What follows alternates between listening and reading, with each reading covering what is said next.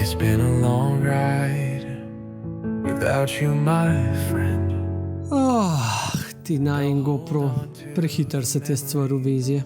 Na stara leta ti verjetno tale tropska vročina res ne ugaja, če že nama dol teče v potokih.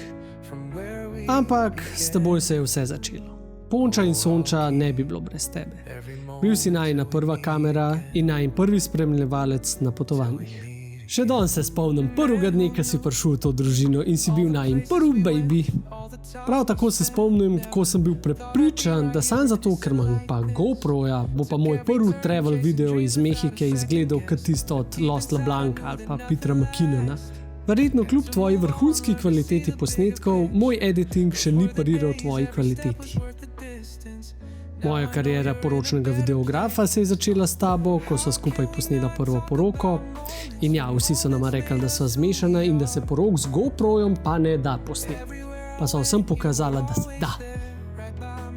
In čeprav so se najni snemalni družilnici postopoma pridružili tudi drugi člani, si jih vse lepo sprejel. No, za nekatere si bil celo prepričan, da so tvoje novo prevozno sredstvo, kar jim ni bilo glih všeč.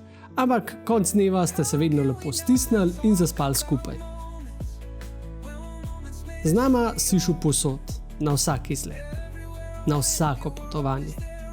Vendar skozi leta so ti začele pojemati moči, kar sva tudi midva opazila.